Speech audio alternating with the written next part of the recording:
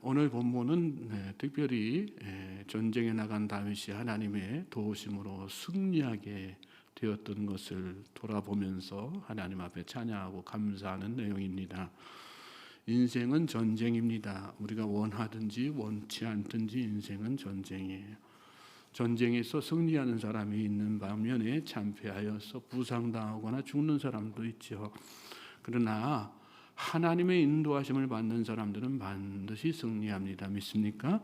하나님께서 자기 자녀들에게 주신 약속 가운데 하나는 우리의 평생의 선하심과 인자하심으로 우리를 의의 길로 인도하셔서 승리케 하시겠다는 약속입니다. 그러므로 믿는 자들에게는 시련은 있어도 실패는 없어요. 왜냐하면 결국은 승리하기 때문입니다. 그 말씀을 잘 마음속에 새기면서 오늘 말씀을 좀 살펴보겠어요. 29절 30절 같이 또 읽겠습니다. 시작. 여호와여 주는 나의 등불이시니 여호와께서 나의 어둠을 밝히시리이다. 내가 주를 의뢰하고 적진으로 달리며 내 하나님을 의지하고 성벽을 뛰어넘나이다. 전쟁 중에 등불 없이 어둠 속으로 뛰어드는 것처럼 무모한 일은 없습니다. 그 어둠 속에 어떤 적들이 도사리고 있을지 모르기 때문이죠. 그러나 여기 말씀 보면 다윗은 주저없이 담대하게 어둠 속을 달립니다. 하나님께서 등불과 같이 어둠을 다 밝혀주실 것이라고 믿었기 때문입니다.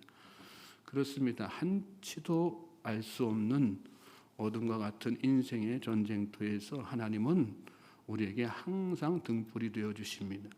여호와여 주는 나의 등불이시니 여호와께서 나의 어둠을 밝히시리이다. 이와 같은 고백이 시편 27편에도 나와요. 여호와는 나의 빛이요 나의 구원이시니 내가 누구를 두려워하리요. 다윗은 일평생 그 고백으로 살았던 것입니다. 다윗과 같이 등불이신 하나님을 의지하면 여러분 우리는 그 어떤 적도 두렵지 않게 되는 것입니다. 사실 환경보다 무서운 적은 알 수 없는 미래죠. 그리고 그 미래에 대한 두려움이 진짜 무서운 적입니다. 하나님을 의지하면 미래가 다 환하게 보이게 되어 있습니다. 그래서 세상이 아무리 요동쳐도 전혀 불안하지 않게 되는 것입니다. 그리고 오히려 담대하게 승리를 향한 발걸음을 내딛게 되는 거지요. 오늘 하루 저와 여러분의 발걸음이 그런 발걸음이 되기를 주님의 이름으로 소망하고 축복합니다.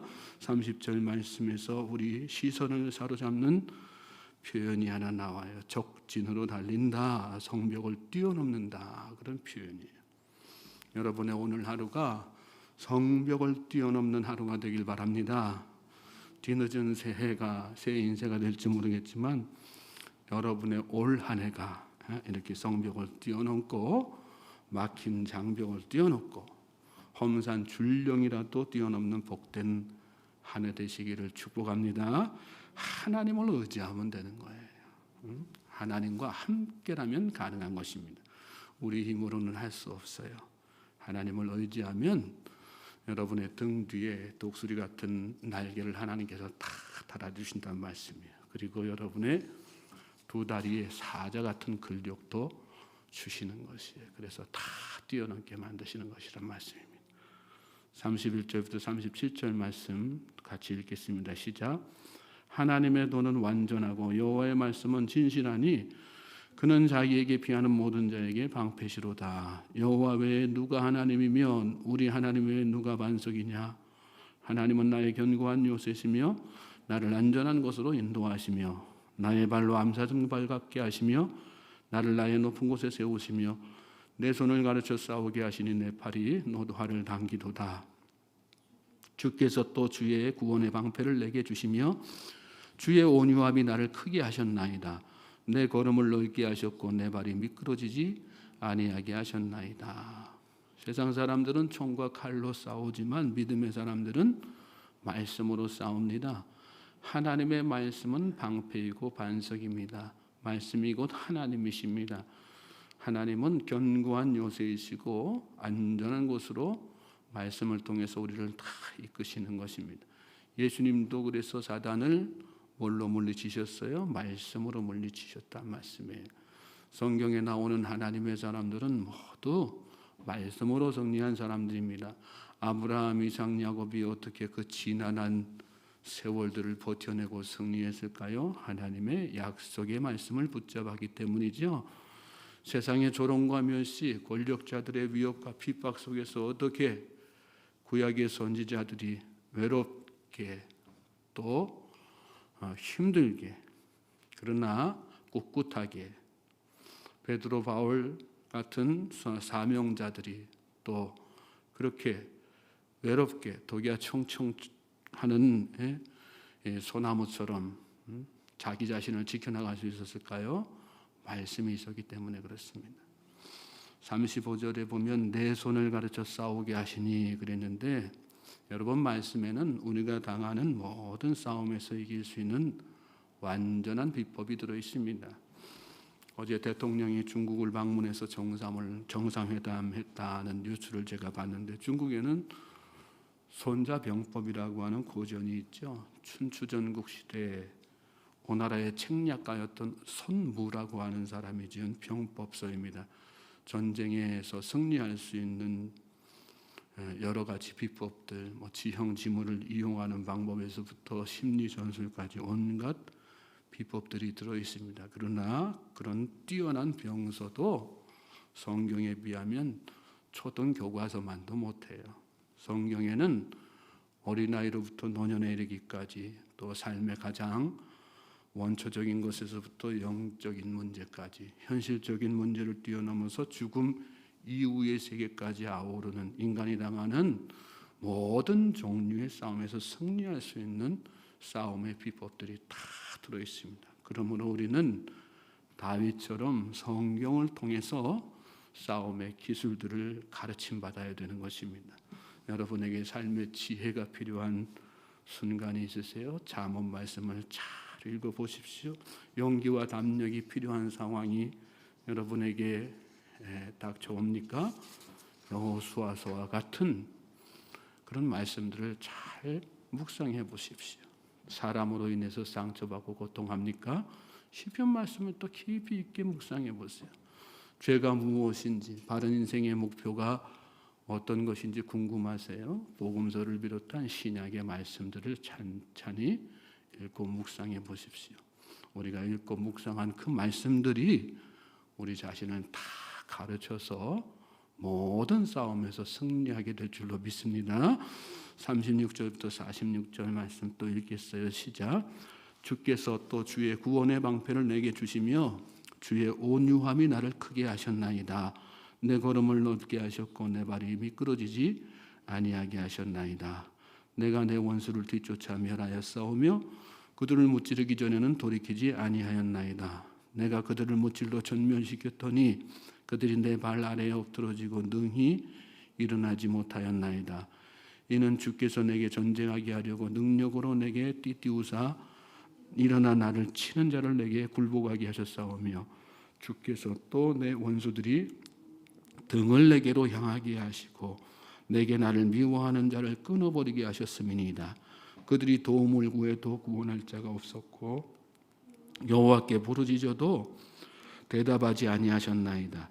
내가 그들을 땅에 티끌같이 부스러뜨리고 거리에 진흙같이 밟아 헤쳤나이다. 주께서 또 나를 내 백성의 다툼에서 건지시고 나를 보존하사 모든 민족의 으뜸으로 삼으셨으니 내가 알지 못하는 백성이 나를 섬기리이다. 이방인들이 내게 굴복하며 그들이 내 소문을 귀로듣고 곧 내게 순복하리로다. 이방인들이 쇠약하여 그들의 견고한 곳에서 떨며 나오리로다. 하나님을 의지한 다윗은 승리했습니다. 원수들은 다윗의 발 아래에 티끌같이 부스러지고 진흙까지 다 밟혔다. 이것이 다윗의 고백이었어요. 그리고 싸움의 결과였습니다. 나아가 이 승리의 소문을 듣고 이방인들이 순복하는 역사도 일어났습니다. 바깥에서부터 침략해 들어온 적들과의 싸움에서만 이런 일이 일어난 거예요? 그렇지 않습니다. 안에서의 싸움도 마찬가지로 이 말씀 끝에 보면 주께서 또 나를 내 백성의 다툼에서 건지셨다. 나를 보존하셨다. 그런 말씀의 표현들이 나오잖아요. 안팎으로의 모든 전쟁에서 그런 승리의 기쁨을 맛보게 된 것입니다. 그리고 이 모든 승리의 끝에서 다윗이 고백하는 것은 무엇입니까? 주께서 내게 전쟁하게 하려고 능력으로 내게 띠띠우셨기 때문입니다. 일어나 나를 치는 자를 내게 굴복하게 하셨기 때문입니다. 주께서 또 내 원수들이 등을 내게로 향하게 하시고 내게 나를 미워하는 자를 끊어버리게 하셨기 때문입니다. 하나님께서 다 그렇게 하셨다는 거예요. 하나님께서 다 하나님을 의지하는 다윗에게 이런 승리를 안겨주신 것이란 말씀이에요.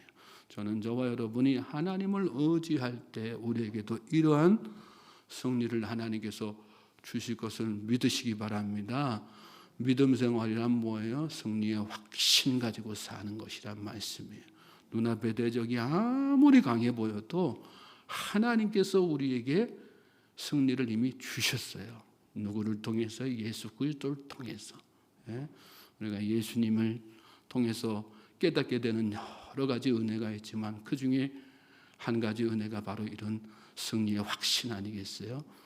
예수님의 발 아래에 원수 사단 마귀가 다 짓밟혔단 말이죠. 진토처럼 다 짓밟혔어요. 그래서 예수님을 믿는 모든 자에게는 이미 하나님께서 승리를 주신 것이란 말씀이에요. 그 이 승리의 주님께서 예수님께서 우리 안에 들어와 계세요. 지금도 변함없이 우리와 함께 우리의 모든 대적들과 싸우고 계신단 말씀이에요. 승리는 우리의 것이라고 하는 사실, 승리는 내 것이라고 하는 사실을 여러분 오늘 이 하루도 확신하면서 사실 수 있기를 주님의 이름으로 소망하고 축복합니다. 그럴 때 우리 마음에 다 치유가 일어나고 회복이 일어나고 알 수 없는 기쁨이 막 넘치는 거 아니겠어요? 환경이 변해서가 아니에요. 내 안에 계신 예수님이 든든하게 버티고 계시기 때문에 저는 저와 여러분이 오늘 이 하루도 그런 주님과 함께 승리의 기쁨을 맛보는 복된 주의 백성들 되시길 바랍니다. 47절부터 51절 말씀 연이어 읽겠습니다. 시작. 여호와의 사심을 두고 나의 반석을 찬송하며 내 구원의 반석이신 하나님을 높일지로다. 이 하나님이 나를 위하여 보복하시고 민족들이 내게 복종하게 하시며 나를 원수들에게서 이끌어내시며 나를 대적하는 자 위에 나를 높이시고 나를 강포한 자에게서 건지시는도다.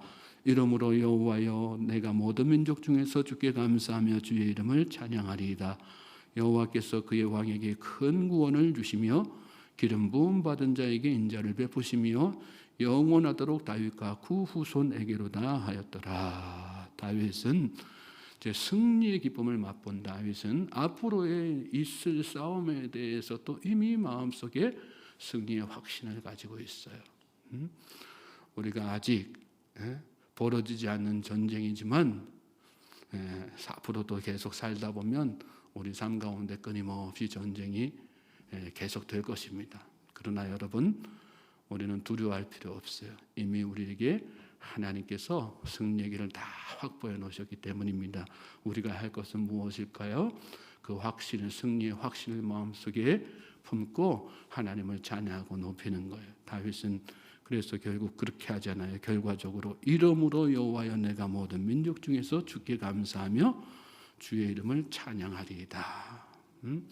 구원을 주실 것이기 때문에 이미 구원을 주셨음에 하나님 앞에 감사하고 찬양하지만 앞으로도 구원을 주시고 승리 주실 것을 마음속에 기대하면서 지금 현재의 삶 가운데서 그 미래의 승리를 바라보면서 하나님 앞에 넘치는 감사와 찬양으로 영광 돌리고 있는 것입니다.